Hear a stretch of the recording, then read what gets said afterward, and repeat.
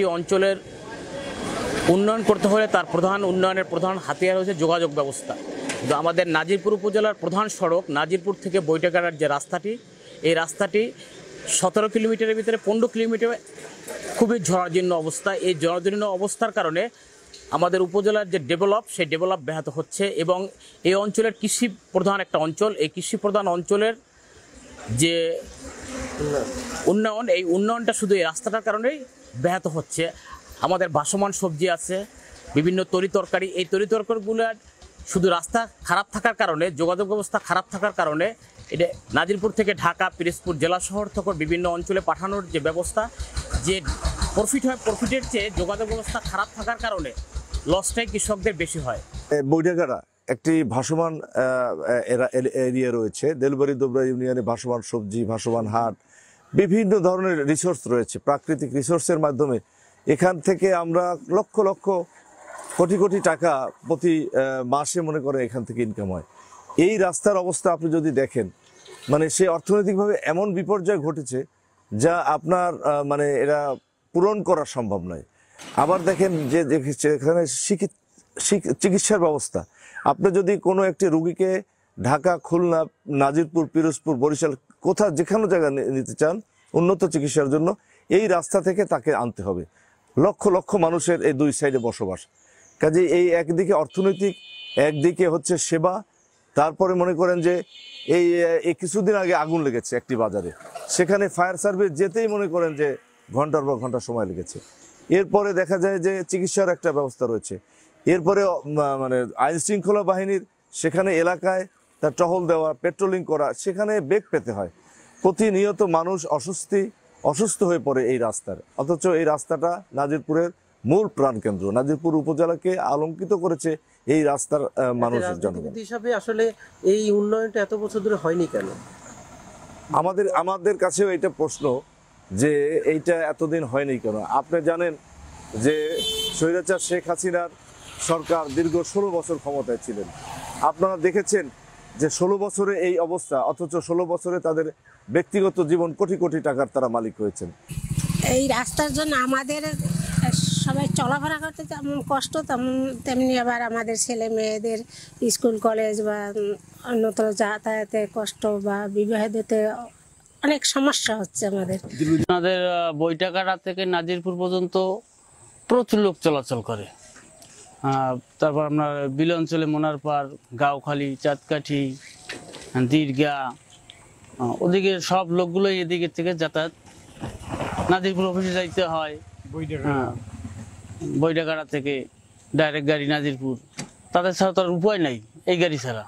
কারণ কষ্ট করে যাইতে হবে, রাস্তা অনেক দিন ধরে মনে করেন এই প্রায় বছর 5 ধরে ভাঙাচুরা। গাড়ি চালাইতে পারি না ঠিক মতো।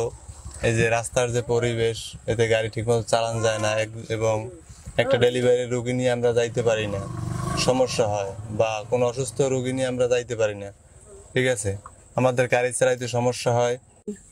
আমরা চাঁদকাঠি থেকে আসছি, এর ভিতর রাস্তা চলাচলের মতো কোনো সুব্যবস্থা আমাদের নেই।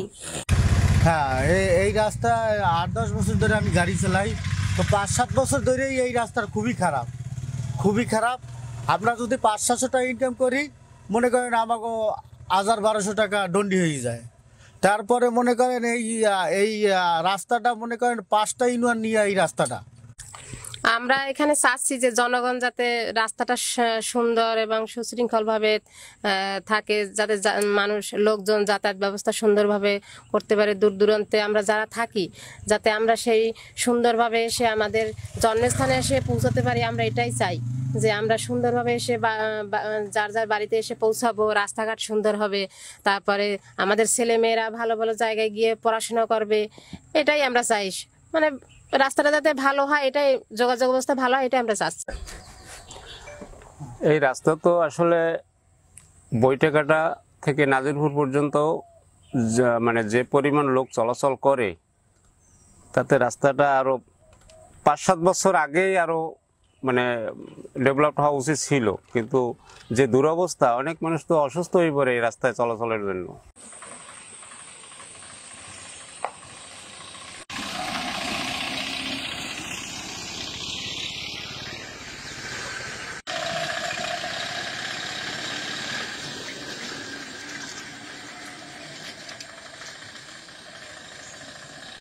ধন্যবাদ। মূলত আপনি যে সড়কটি নিয়ে আলোচনা করছেন সেই সড়কটি হচ্ছে বরিশালের ডান্ডুয়ার থেকে শুরু করে পিরোজপুরের নাজিরপুর এসে মিলিত হয়েছে, যার মোট দৈর্ঘ্য 40 কিলোমিটার, যেটা 2015 সালে সড়ক শ্রেণী বিন্যাসের একটি গ্যাজেটের মাধ্যমে সড়ক ও জনপথ অধিদপ্তরের আওতাধীন হয়। কিন্তু একই সাথে ভুলবশত 2017 সালের একটি গ্যাজেট প্রকাশিত হয়, যেটার মধ্যে এলজিডি রোড গ্যাজেট প্রকাশিত হয়। সেখানে এই সড়কের 16.5 কিলোমিটার অংশ নাজিরপুর থেকে বৈঠাঘাটা, এই অংশটি এলজিডি অধিদপ্তরের আন্ডারে এনলিস্টেড হয়। তো একই সড়কের 2015 সালের গ্যাজেটে সড়ক ও জনপথের অধীন সম্পূর্ণ অংশ এবং 2017 সালের গ্যাজেটে আংশিক অংশ এলজিডির নামে গ্যাজেটভুক্ত হওয়ার কারণে দ্বৈত মালিকানাধীন একটি সমস্যার তৈরি হয়, যে কারণে সড়ক ও জনপথ অধিদপ্তর থেকে কোনো মেজর কার্যক্রম এই সড়কে গ্রহণ করা সম্ভব হচ্ছে না। আমরা ইতোমধ্যে এই বিষয়টি পিরোজপুরের জেলা এলজিডি যে নির্বাহী প্রকৌশলী আছেন তাকে অবহিত করেছি, যাতে ওনারা, যেহেতু ওনাদের গ্যাজেটটি পরে প্রকাশিত হয়, সেক্ষেত্রে ধরেই নেওয়া যাচ্ছে যে ভুলবশতই নিশ্চয়ই গ্যাজেটের নামটা চলে আসছে, তারা যাতে গ্যাজেটটি সংশোধনের জন্য প্রয়োজনীয় ব্যবস্থা নেয়। একই সাথে এই বিষয়টি সড়ক ও জনপথের ঊর্ধ্বতন কর্তৃপক্ষকেও অবহিত করা হয়েছে।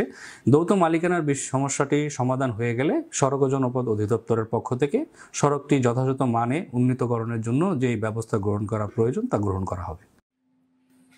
আমাদের নাজিরপুরের যে রাস্তাটার কথা বলছে, নাজিরপুর থেকে বৈঠাঘাটা রাস্তাটা অত্যন্ত একটা গুরুত্বপূর্ণ রাস্তাটা। এই রাস্তায় আমরা গত 6 জুন 2024 সালে আমাদের ওয়েডিনিং একটা প্রজেক্ট আছে, বরিশাল ওয়েডিনিং প্রজেক্ট থেকে এটা টেন্ডার আহ্বান করা হয়েছে। 4টা প্যাকেজে এই টেন্ডার আহ্বান করা হয়েছে এবং এই রাস্তাটার আমাদের অতি দ্রুত সম্ভব আমাদের কাজটা শুরু করার ব্যবস্থা করব। রাস্তাটার একটু মানে খুবই একটু খারাপ, জনগণের চলাচলে অসুবিধা হচ্ছে। তো আমরা চেষ্টা করতেছি খুব দ্রুত এই রাস্তাটা কাজটা শুরু করার জন্য এবং আমরা ইদানিং ঠিকাদারের সাথে যোগাযোগ করতেছি, তারাও বলছে তো খুব শীঘ্রই কাজটা শুরু করবে। আমাদের রাস্তার কন্ট্রাক্ট হয়েছে 6 জুন 2024 এবং এটা আমাদের এখন সময় আছে। আমরা চেষ্টা করছি কাজটা দ্রুত ধরানোর জন্য, কারণ কাজটা দ্রুত যদি আমরা ধরাইতে পারি, এখানে যে জনদুর্ভোগ, এই জনদুর্ভোগটা আমরা লাভ করতে পারবো। কাজটার মানে রাস্তাটার জন্য জনদুর্ভোগ খুব বেশি পরিমাণে হচ্ছে। আমি গত সপ্তাহে রাস্তায় ভিজিটে গিয়েছিলাম। আমরা চেষ্টা করতেছি খুব দ্রুত কাজটা শুরু করার জন্য।